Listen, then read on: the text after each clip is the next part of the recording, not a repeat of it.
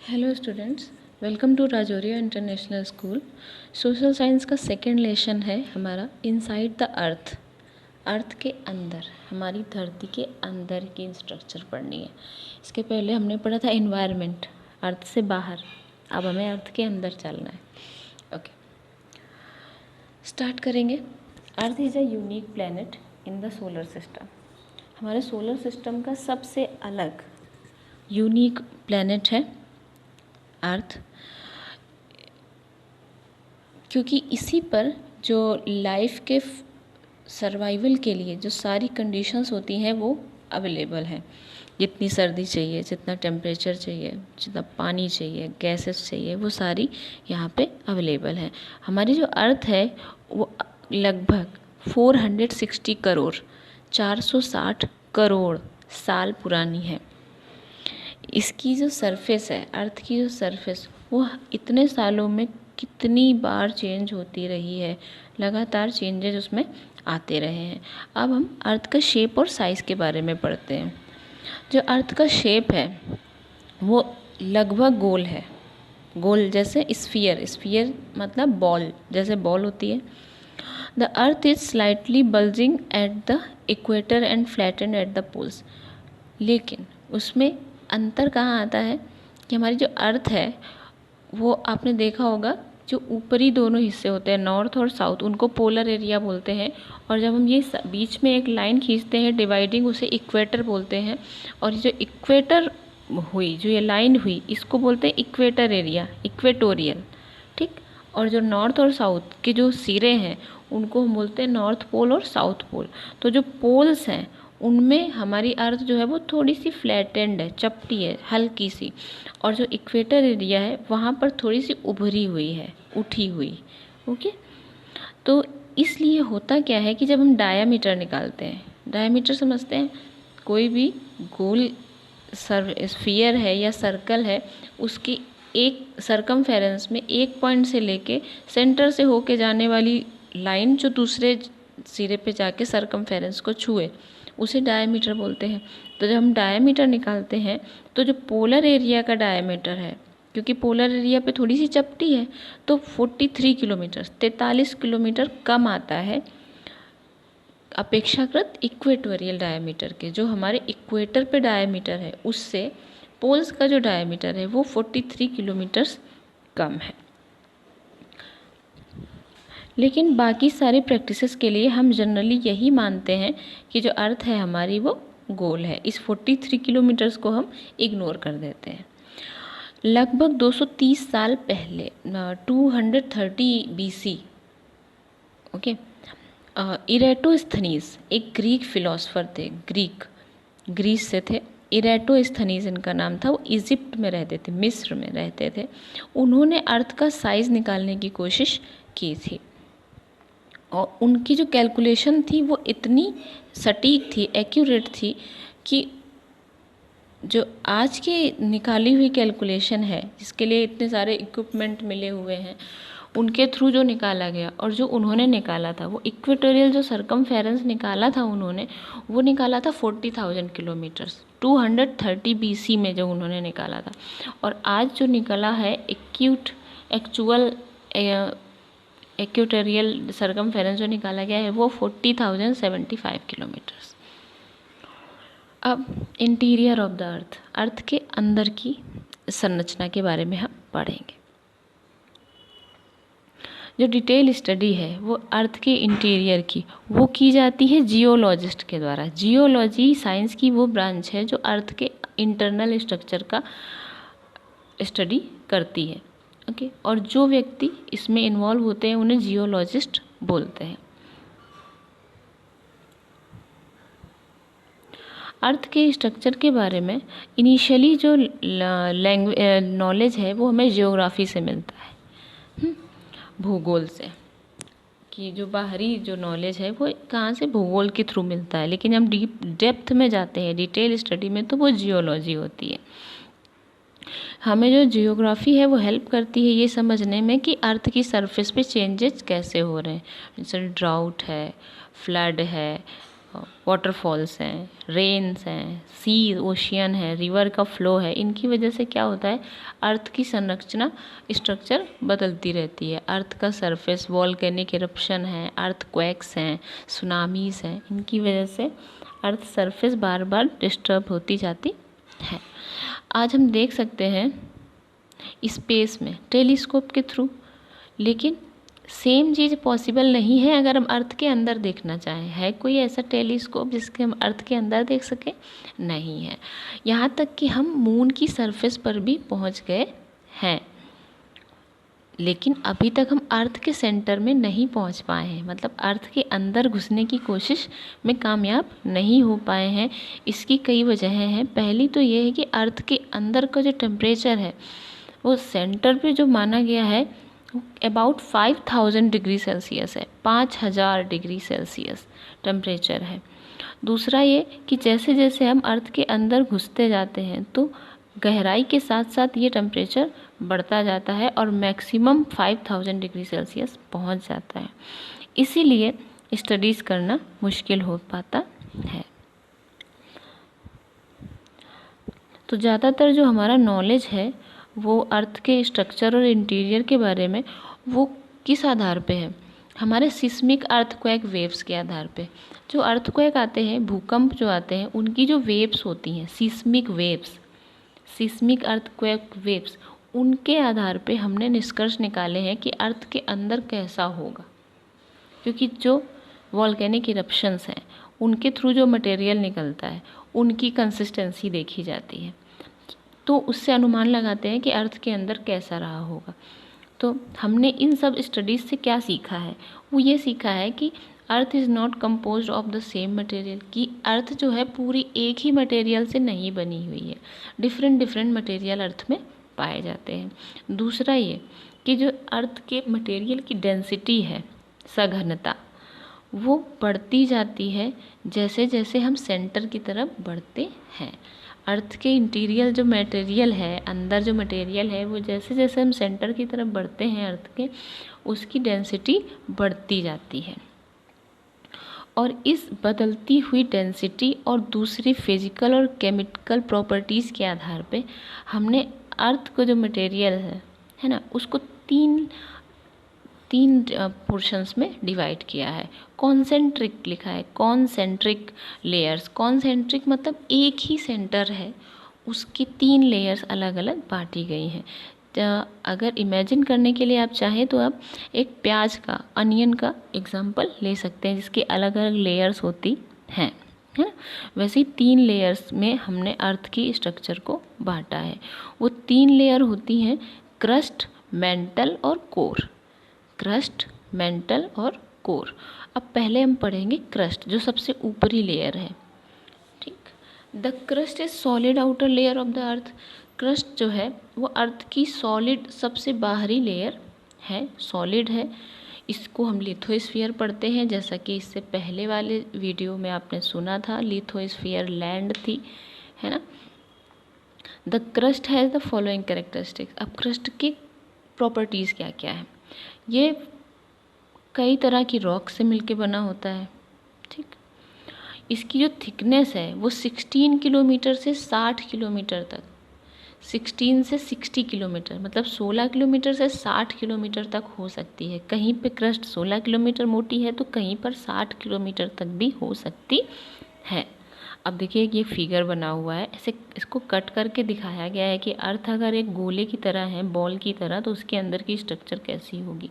ये सबसे ऊपर कलर्ड दिख रही है ये क्रस्ट है, उसके बाद जो रेड वाला है ये मेंटल है, और फिर जो अंदर येलो, पहले ऑरेंज और येलो है, उसको कोर बताया गया है। तो जो ऑरेंज कलर का है वो आउटर कोर है, उसके अंदर जो येलो है वो सेंटर है बिल्कुल अर्थ का, वो इनर कोर है। ठीक, तो पहला जो हम पढ़ रहे हैं वो क्रस्ट है। क्रस्ट की प्रॉपर्टीज हमने 2 पढ़ी कि सबसे ऊपरी लेयर को क्रस्ट बोलते हैं, सॉलिड फॉर्म में है, रॉक्स वगैरह होती हैं इसमें। दूसरा पढ़ा कि इसकी जो मोटाई होती है वो 16 किलोमीटर से 60 किलोमीटर तक होती है। तीसरा ये है कि जो क्रस्ट होता है वो जहाँ पे कॉन्टिनेंट्स हैं हमारे, वहाँ पर मोटी है, लेकिन जहाँ पे हमारे ओशियन है, ओशियन के अंदर जो सॉइल की लेयर है वो बहुत पतली है। ठीक, तो कॉन्टिनेंट्स पे जो लेयर है वो मोटी है और जो ओशियन के अंदर अंडर वाटर लेयर है वो पतली है। दूसरा है डेंसिटी। डेंसिटी क्या है, जो अभी पढ़ा कि जो अर्थ के इंटरनल मटेरियल है उनकी डेंसिटी चेंज होती जाती है। तो सबसे ऊपरी जो हमारा क्रस्ट है उसकी डेंसिटी है 2.8 ग्राम पर सेंटीमीटर क्यूब। मतलब 1 सेंटीमीटर वॉल्यूम का अगर हम उठाएंगे अर्थ का हिस्सा सॉइल का, तो उसकी डेंसिटी 2.8 ग्राम्स होगी। लेकिन ये जैसे जैसे डेप्थ बढ़ती जाती है ये डेंसिटी बढ़ती जाती है। अब मेन एलिमेंट्स जो क्रस्ट के हैं वो है सिलिकॉन, एल्युमिनियम और मैग्नीशियम। शॉर्ट में अगर हम बोलते हैं तो इसको हम सियाल और सीमा बोलते हैं। SiAl सियाल, सिलिकॉन और एल्युमिनियम, और सीमा Si और Ma सीमा। याद रखने के लिए सियाल और सीमा क्रस्ट के मेन एलिमेंट्स ये हैं। अब क्रस्ट के बाद अंदर की तरफ चलते हैं तो दूसरा लेयर कौन सा था, मेंटल। मेंटल क्या है, क्रस्ट के अंदर एक मोटी जो लेयर पाई जाती है क्रस्ट से मोटी, उस लेयर को हम बोलते हैं मेंटल। ये जाहिर सी बात है क्रस्ट से मोटी होगी। अब इसकी मेन प्रॉपर्टीज़ क्या हैं, पहला ये डेंस और हैवी मटेरियल से बना हुआ है। दूसरा इसकी जो डेप्थ है, मतलब इसका जो डायमीटर है वो लगभग 2900 किलोमीटर्स, मतलब इसका एक्सटेंशन जो है 2900 किलोमीटर्स तक है। और जो टेम्परेचर है, पहले मैंने बताया कि टेम्परेचर जो है नीचे जाने पे बढ़ता जाता है, तो इसका टेम्परेचर जो है वो 900 डिग्री सेल्सियस से 2200 डिग्री सेल्सियस तक होता है। अब एवरेज डेंसिटी की बात करें, अगर डेंसिटी घनापन, सघनता, तो वो भी बदलती रहती है क्योंकि ये इतनी बड़ी एक्सटेंशन तक फैला हुआ है। तो शुरू में इसकी डेंसिटी जो है वो 3.5 होती है, लेकिन जैसे जैसे ये अंदर की तरफ बढ़ता जाता है डेंसिटी 5.5 ग्राम पर सेंटीमीटर क्यूब हो जाती है। इसके जो मेन एलिमेंट्स हैं मेंटल के वो है सिलिकॉन और मैग्नीशियम। सीमा जो हमने क्रस्ट में पढ़ा था, सियाल और सीमा, मतलब सिलिकॉन, एल्युमिनियम और मैग्नीशियम। इसमें एल्युमिनियम मिसिंग है, सिलिकॉन और मैग्नीशियम मेनली पाया जाता है। अब इसमें इस लेयर में जो हॉटनेस है वो आपने देख लिया इतनी ज़्यादा है, इसलिए यहाँ पर जो रॉक्स होती हैं वो मोल्टन पोजीशन में होती हैं, पिघली हुई होती हैं और मैग्मा के फॉर्म में होती है। मतलब रॉक्स जब मेल्ट हो जाती है तो उसको मैग्मा बोलने लगते हैं। अब थर्ड लेयर की तरफ हम मूव करते हैं, वो है कोर। क्रस्ट पढ़ा, मेंटल पढ़ा, अब कोर पढ़ेंगे। कोर क्या है, क्रस्ट और मेंटल के बाद तीसरी अंदर की तरफ की सबसे सेंटर के पास वाली लेयर है। इसका जो डायमीटर है वो 7000 किलोमीटर है, मतलब सबसे बड़ा। उसका 60 था, इसका 2900 था, इसका 7000 किलोमीटर तक है डायमीटर। इसका टेम्परेचर हाईएस्ट होगा। जहाँ पे हमने मेंटल को ख़त्म किया था 2200 डिग्री सेल्सियस पे, वहाँ से ये स्टार्ट होके 5000 डिग्री सेल्सियस तक जाता है टेम्परेचर। बहुत ज़्यादा है टेम्परेचर। डेंसिटी की बात करें तो वही चीज़ है, जहाँ पे मेंटल का डेंसिटी ख़त्म हुआ था 5 ग्राम पर सेंटीमीटर क्यूब था, वहाँ से इसकी स्टार्ट होती है 5.1 से लेके 13 ग्राम पर सेंटीमीटर क्यूब तक डेंसिटी पहुँचती है कोर की। और जो मेन एलिमेंट्स हैं, क्रस्ट के सियाल और सीमा थे, मेंटल के सीमा थे, और इसके हैं नीफे।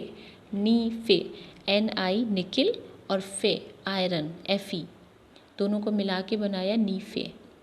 निकिल और आयरन मेन एलिमेंट्स हैं आपके कोर के। इस लेयर को परमानेंटली मोल्टन स्टेट में ही पाया गया है। हमारे स्टडी से पता चला है कि ये वाली लेयर जो है पूरी मोल्टन, पिघली हुई स्थिति में है, लिक्विड स्टेट में है, क्योंकि टेम्परेचर बहुत ज़्यादा है। अब टेम्परेचर इनसाइड द अर्थ के अंदर का टेम्परेचर जो हमने 3 लेयर के थ्रू पढ़ा, अब हम डिटेल में पढ़ेंगे। जो वोल्केनिक करप्शन होते हैं, मतलब जो ज्वालामुखी फटते हैं, उससे हमें पता चलता है कि जो अर्थ के अंदर का टेम्परेचर है वो बहुत ज़्यादा है। इन द अंडरग्राउंड माइंस, जो माइंस होती है जिनमें खुदाई होती है, ज़मीन के अंदर वाली, उसमें अंदर जाने पर जैसे जैसे हम गहराई में जाते हैं वहाँ पर टेम्परेचर बढ़ता जाता है। जो कर्नाटक की कोलार की गोल्ड माइंस हैं, वहाँ का जो एवरेज रेट देखा गया टेम्परेचर के इंक्रीज़ होने का, वो था लगभग 32 मीटर्स डेप्थ में। अगर हम 32 मीटर गहराई में जाते हैं तो 1 डिग्री सेल्सियस टेम्परेचर बढ़ जाता है। ये एक हार्ड रफ एरिया दे दिया गया आपको। इसका मतलब ये हुआ कि टेम्परेचर जो कोर में है वो बहुत ज़्यादा है। अर्थ का जो कोर है, मेन सेंटर एरिया है, और जो कोर का अंदर का मटेरियल है वो गर्म है, पिघला हुआ है और चिपचिपा है। और इस मोल्टेन मटेरियल को जो अर्थ के अंदर पाया जाता है उसे हम बोलते हैं मैग्मा। और इसीलिए जो कोर है वो एक सॉलिड की तरह बिहेव करता है। क्यों? क्योंकि इतना ज़्यादा प्रेशर है वहाँ पर, डेंसिटी इतनी ज़्यादा है कि जो लिक्विड है वो फ्लो नहीं हो रहा होता, स्टेबल होता है, एक जगह फिक्स होता है, इसलिए सॉलिड की तरह बिहेव करता है। अब अर्थ क्रस्ट के मटेरियल को डिटेल पढ़ेंगे हम। अर्थ क्रस्ट का मटेरियल क्या है? मटेरियल में रॉक्स रॉक्स क्या है? स्टोन्स, छोटे छोटे पत्थर से मिलकर बना हुआ एक बड़ा स्ट्रक्चर। अर्थ की जो क्रस्ट है उसको हम लिथोस्फीयर भी बोलते हैं, जैसा हमने एनवायरनमेंट में पढ़ा था लिथोस्फीयर। लिथ का मतलब होता है स्टोन, पत्थर, तो स्फीयर मतलब गोला। रॉक्स का स्फीयर एक गोला, चट्टानों का एक गोला। Rocks which from the crust of the earth are a mass of natural deposits. Rocks जिनसे कि अर्थ की क्रस्ट बनी हुई है वो एक बड़ा सा जमाव है, नेचुरल चीज़ों का बहुत बड़ा एक ढेर है।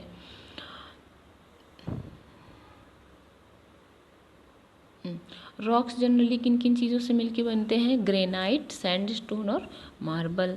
रॉक्स में लूज मटेरियल्स भी होते हैं जैसे सैंड, सिल्ट और ग्रेवल। उसके बाद बालू, कंकड़, पत्थर। रॉक्स जो है वो एक या एक से ज़्यादा मिनरल से भी मिलकर बने होते हैं।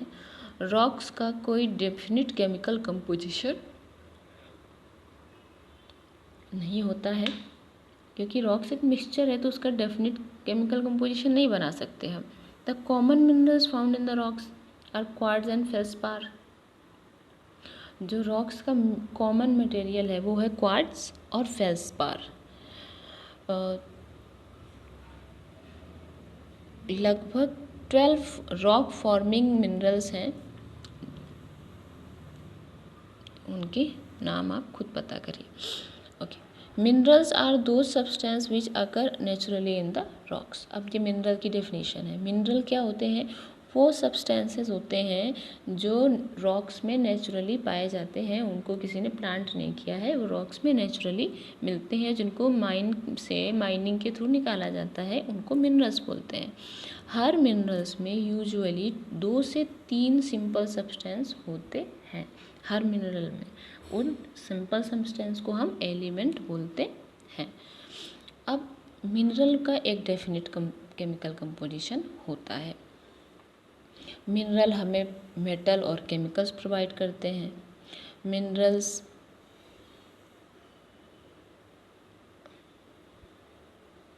इस तरह से, मिनरल एक केमिकल सब्सटेंस है जो नेचर में मिलता है। एक रॉक जिसमें एक पर्टिकुलर मिनरल मिल रहा है एक बड़ी परसेंटेज में, मतलब कोई रॉक है जिसमें कोई मिनरल बहुत ज़्यादा मात्रा में मिले, बड़ी परसेंटेज में मिले, उसे हम उस मिनरल का ओर बोलते हैं। और इन्हीं ओर्स को ढूंढने के लिए ही माइनिंग की जाती है। जो खदानें खोदी जाती हैं वो इन्हीं ओर्स को ढूंढने के लिए की जाती हैं ताकि हम उससे उस मिनरल को निकाल सकें। अब रॉक्स का क्लासिफिकेशन, रॉक्स के कितने टाइप्स होते हैं? तो 3 टाइप्स होते हैं। जनरली तो रॉक्स कई तरह की होती हैं, उनके कैरेक्टरिस्टिक्स अलग अलग होते हैं, कलर अलग होता है, टेक्सचर अलग होता है, कंपोजिशन अलग होता है, ओरिजिन अलग होता है, अलग अलग जगह से मिलके बनती हैं। इस बेसिस पे हम रॉक्स को 3 हिस्सों में बांट सकते हैं। पहला है इग्नियस, दूसरा सेडिमेंट्री, तीसरा है मेटामॉर्फिक। ये फिगर देखिए आप।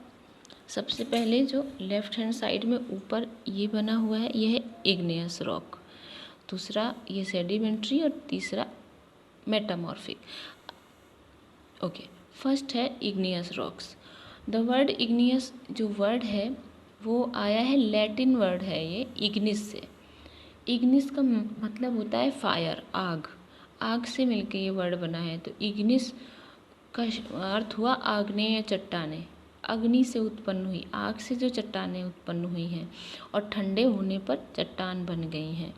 तो होता क्या है कि जब भी भूकंप ज्वालामुखी फटते हैं, वॉल्केनिक इरप्शन होता है, तो जो मैग्मा बाहर निकलता है लावा के फॉर्म में, उनसे वो बहता है और जब ठंडा हो जाता है और ठंडा होके एक शेप ले लेता है, उसको हम बोलते हैं इग्नियस रॉक्स।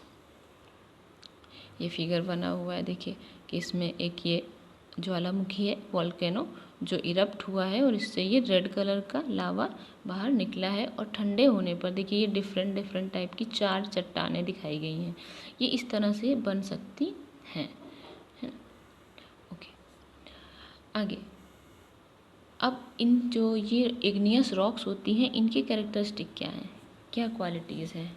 तो पहला है, ये जो रॉक्स होती हैं ये हार्ड होती हैं और कॉम्पैक्ट होती हैं, हार्ड और डेंस, है ना, कठोर। उनमें राउंडेड पार्टिकल्स नहीं होते। जनरली चट्टानें गोल गोल हो जाती हैं, लेकिन ये राउंड नहीं होती, कोनेदार होती हैं, कुछ भी शेप होता है इनका, राउंड नहीं होता। इनमें कोई भी एनिमल्स और प्लांट्स के रिमेन्स नहीं होते। क्यों? क्योंकि ये लावा के ठंडे होने से बनी है, गर्म लावा से, उसमें एनिमल्स, कोई बायोलॉजिकल चीज़ होने की संभावना ही नहीं है। इन रॉक्स में पानी नहीं इंटर कर पाता है, परमिएबल नहीं होती हैं, परकोलेट नहीं होता पानी, मतलब रिस के अंदर इनके इंटर नहीं कर सकता। ये इतनी हार्ड और कॉम्पैक्ट होती हैं, घनी होती हैं। रॉक्स का अदर टाइप्स है जो है वो other types of rocks are formed from the igneous rocks only, thus they are also called the primary rocks. Igneous rocks जो होती हैं इनको प्राइमरी रॉक्स भी बोलते हैं, क्योंकि सारी टाइप की जो रॉक्स हैं अलग अलग टाइप्स की, वो प्राइमरीली सबसे पहले इग्नियस ही रही थी, उनसे चेंज हो के वो दूसरी रॉक्स बन पाती हैं। इसलिए प्राइमरी रॉक्स कौन सी, इग्नियस रॉक्स को ही प्राइमरी रॉक्स बोलते हैं। तो ये प्राइमरी रॉक्स की डेफिनेशन हो गई। फिर द मेन एग्जांपल्स, अब इग्नियस रॉक के मेन एग्जांपल क्या है, बेसाल्ट, ग्रेनाइट और डोलेराइट। बेसाल्ट, ग्रेनाइट और डोलेराइट। अब सेकेंड टाइप की रॉक बताई थी सेडिमेंट्री रॉक्स। जो large masses of rocks break down into boulders, pebbles, sand or clay are carried away by running water, moving ice or wind। होता क्या है, जो बड़ी बड़ी चट्टानें हैं वो हवा, पानी के थ्रू या किसी एक्टिविटी के थ्रू कैरी अवे हो जाती हैं, वहाँ से लुढ़कते हुए कहीं और पहुँचती हैं, छोटे छोटे टुकड़ों में समय के साथ टूटती जाती हैं, उनका शेप साइज़ बदलता जाता है, यहाँ तक कि मिट्टी बन जाते हैं, चट्टान टूट टूट के धूल बन जाती है। तो इस प्रकार का जो ब्रोकन रॉक मटेरियल होता है वो जमा होता जाता है, या तो सी सरफेस में, समुद्र के नीचे जमा होगा, पानी के थ्रू नदियाँ जो ले जाती हैं वो समुद्र में जमा होता जाएगा, या फिर रास्ते में ही छोड़ती जाएंगी, या हवा से या पानी से, जैसे भी वो कैरिड हो रहा है वो रास्ते में कहीं सरफेस पे जमा होता जाएगा। और ये जो डिपॉजिट है वो एक लेयर लेयर बनाता जाएगा, और इस तरह से एक लेयर के ऊपर दूसरी लेयर, दूसरी के ऊपर तीसरी लेयर, कई सारी लेयर्स बनती जाएंगी। और जो नीचे वाली लेयर होगी उस पर ऊपर वाली लेयर प्रेशर डालेगी, कंप्रेस करेगी, दबाएगी। तो इस प्रकार से एक लेयर पे जब दूसरी लेयर प्रेशराइज करेगी तो वो सारी लेयर्स मिलके सेडिमेंट्री रॉक्स बना लेंगी, क्योंकि कई सारे लेयर्स के सेडिमेंट्स हिस्से जमा हो के वो रॉक बनी है। अब सेडिमेंट्री रॉक्स की क्वालिटीज़ क्या हैं हम ये पढ़ेंगे। पहला कि ये रॉक जो है कई साइज़ के पार्टिकल से मिलके बनी होती है, क्योंकि इन्होंने बहुत लंबा ट्रैवल किया होता है, जैसे कि आपने देखा, इमेजिन किया ना अभी कि चलते जा रहे एक चट्टान से धूल बनने तक का सफ़र किया है, तो उनके जो पार्टिकल्स हैं हर साइज़ के होते हैं। दूसरा, हॉरिजॉन्टल लेयर्स होती हैं एक के ऊपर दूसरी, जैसे कि हमने अभी अभी पढ़ा, एक लेयर बिछी हुई है, उसके ऊपर दूसरी बिछ गई, फिर तीसरी बिछ गई, ऐसी कई सारी लेयर्स होती हैं वन अपॉन अनदर।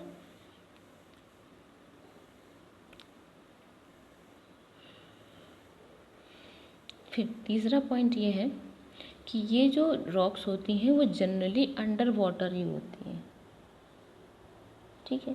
तो इसलिए उन पे मड के क्रैक्स और वेव्स के निशान बने होते हैं।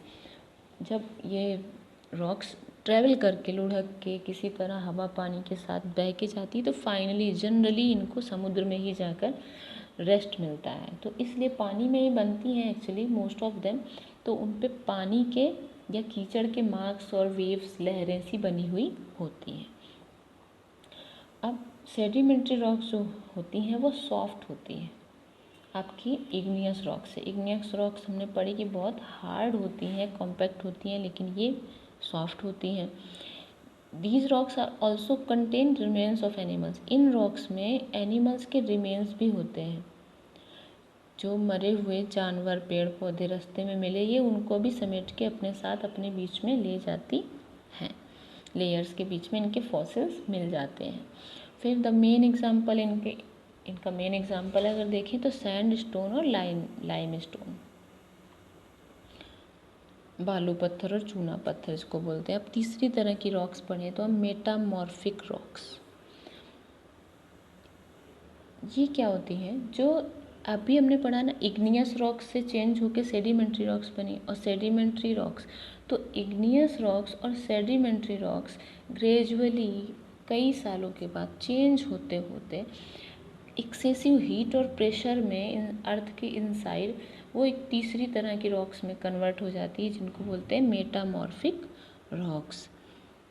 अब इसमें क्या होता है, वो छोटे छोटे क्रिस्टल्स मिलकर बड़े क्रिस्टल्स बनाते हैं। वेरियस मिनरल्स जो होते हैं वो मिलकर नए मिनरल्स बना देते हैं, और इस तरह जो बदल के नई रॉक्स बनती हैं उन्हें मेटामॉर्फिक रॉक्स बोलते हैं। ये जो मेटामॉर्फोइज्म हुआ, जिसमें एक रॉक चेंज होके हजारों साल लेके दूसरी रॉक में चेंज हुई, इसके एग्जाम्पल हैं मार्बल, स्लेट और नाइस। जी साइलेंट है इसमें, मार्बल, स्लेट और नाइस, और क्वार्ट्जाइट, इसमें आर साइलेंट है, क्वार्ट्जाइट। ये जो रॉक्स होती हैं ये बहुत हार्ड होती हैं, और इनमें जेम्स भी मिलते हैं। जेम्स समझते हैं, नगीने, डायमंड्स, है ना, प्लेटिनम। ओके, समय के साथ साथ लाइम स्टोन, जो कि हमने पढ़ा था कि सेडिमेंट्री का एग्जाम्पल है, वो लाइम स्टोन चेंज होके मार्बल बन जाता है। शेल जो है वो स्लेट बन जाता है। ग्रेनाइट जो है वो नाइस बन जाता है। सैंड स्टोन क्वार्ट्जाइट बन जाता है। अब रॉक्स और मिनरल्स के यूजेस क्या हैं? बहुत सारे हिस्टोरिकल पीरियड्स के नाम जो हैं वो इन्हीं स्टोन्स के नाम पे रखे गए हैं, जैसे कि iron age, stone age. Second है, पुराने टाइम्स में जो रॉक्स हैं उनके टूल्स और वेपन्स बनाए जाते थे, उपकरण बनाते थे और हथियार बनाते थे, क्योंकि मेटल्स का यूज़ नहीं होता था, पत्थरों के ही हथियार और उपकरण बनाते थे। रॉक्स जो हैं वो बहुत बड़े स्केल पे यूज़ की जाती हैं रोड्स और बिल्डिंग्स बनाने के लिए, आपको पता है। फोर्थ पॉइंट है, रॉक्स जो हैं उनमें कोल्स और पेट्रोलियम जैसे मिनरल मिलते हैं, जिनसे कि हमारे पावर के सोर्सेस चलते हैं, बिजली बनाना और गाड़ियाँ चलाना, ये सारा। Chemical found in some sedimentary rocks are used in making of fertilizers. कुछ सेडिमेंट्री रॉक्स में ऐसे केमिकल्स मिलते हैं जिनका यूज हम फर्टिलाइज़र बनाने में करते हैं, खादें, उर्वरक बनाने में करते हैं। और जो सॉइल है, जो रॉक्स के टूटने पर ही बनी, वो सॉइल रॉक्स के टूटने से ही बनी है, और वो सॉइल में ही एग्रीकल्चर हो पाता है, क्रॉप्स उगाए जाते हैं। तो अगर रॉक्स नहीं होती तो सॉइल नहीं होती, और सॉइल नहीं होती तो फसलें, खाने की चीज़ें हम कैसे उगा पाते हैं। ठीक है, तो ये समझे हम रॉक्स की इम्पोर्टेंस को। अब एक्सरसाइज की तरफ बढ़ते हैं। पहला, water seismic waves. Seismic waves क्या होती हैं, भूकंपीय लहरें क्या होती हैं, तो मैंने बताया था जब भूकंप आता है, अर्थक्वेक आता है, तो उसकी जो वेव्स हैं, अफेक्ट एक जगह सेंटर होता है और दूसरी जगह इफेक्ट महसूस होता है, तो उसका जो वेव्स है जो यहाँ से वहाँ फील हुआ उसे सिस्मिक वेव्स बोलते हैं। आप लेसन के अकॉर्डिंग इसके आंसर लिखेंगे। What are the 3 layers of the earth, earth की 3 लेयर्स कौन सी हैं, तो सबको पता है, क्रस्ट, मेंटल और कोर। रॉक क्या होती है, रॉक की डेफिनेशन लिखेंगे, 3 टाइप रॉक के पता है आपको, igneous rocks, sedimentary rocks and metamorphic rocks. Very good. What are minerals, minerals क्या होते हैं, अभी डेफिनेशन आई थी। What are they useful to us, mineral की यूजेस क्या हैं, हमें क्यों यूजफुल होते हैं, ठीक है। फिर what are the uses of rocks, rocks के यूजेज अभी पढ़े में हमने एक आधा मिनट पहले कि रॉक्स से हमें बहुत सारे मिनरल्स मिलते हैं, सॉइल मिलती है, कोल और पेट्रोलियम मिलते हैं, बिल्डिंग बनाने में काम आता है, रोड्स बनाने में काम आता है। इग्नियस रॉक्स को प्राइमरी रॉक्स क्यों बोलते हैं, मैंने बताया था कि क्योंकि हर तरह की रॉक्स शुरू में इग्नियस ही थी जो चेंज होकर दूसरी रॉक्स बन गई हैं, इसका भी बता चुकी हूँ, बुक के अकॉर्डिंग आप लिखेंगे। मल्टीपल चॉइस क्वेश्चन में पहला है, who has calculated first time the size of the earth, पहली बार अर्थ का साइज किसने कैलकुलेट किया था, Eratosthenes, Aristotle, Copernicus, Eratosthenes. Second question, the average thickness of the core is about, core की एवरेज थिकनेस क्या है, 7000 किलोमीटर। मेटामॉर्फिक रॉक कौन सी नहीं है, तो मार्बल, स्लेट और नाइस, तो इस क्वेश्चन में करेक्शन है, ये तीनों ही मेटामॉर्फिक रॉक्स हैं। अब ये क्वेश्चन को मैं एक बार डिस्क्राइब करती हूँ, आपको करने हैं। Describe the shape and size of the earth, earth का शेप और साइज डिस्क्राइब करना है। What do you know about the structure of the earth, earth का स्ट्रक्चर के बारे में आप क्या जानते हैं, डिस्क्राइब करिए। मेंटल और कोर के मेन फीचर्स डिस्क्राइब करने हैं। नेक्स्ट क्वेश्चन में इग्नियस और मेटामॉर्फिक रॉक्स कैसे बनती हैं ये बताना है। सेडिमेंट्री रॉक्स के मेन प्रॉपर्टीज़ क्या हैं, गुण क्या हैं, मिनरल्स के कैरेक्टरिस्टिक्स क्या हैं, और रॉक्स के 3 ग्रुप्स कौन कौन से हैं। Fill ups, the outer part of the earth is called crust, the crust is on the continent then on the ocean floor, जो क्रस्ट है वो कॉन्टिनेंट्स पे थिकर है, मोटी है, thicker, THICKER, thicker. The main elements of the core are, core के main element NiFe बताया था, NiFe, निकिल और iron. The rocks have remains of animals and plants, किन रॉक में एनिमल्स और प्लांट्स के रिमेन्स होंगे, सेडिमेंट्री रॉक में। The common minerals found in the rocks are, rocks में कॉमन मिनरल्स कौन कौन से मिलते हैं, कोल और petroleum. True false, the crust is solid outer layer of the earth, earth की बाहरी सॉलिड आउटर लेयर क्रस्ट है। True. Earth is about 100 crore years old. False, it is 460-100। The diameter of core is about 7000 kilometre. Right, this is true. Molten material inside the earth is called ore. No, it is called magma. This is false. Fourth one is false. Okay students,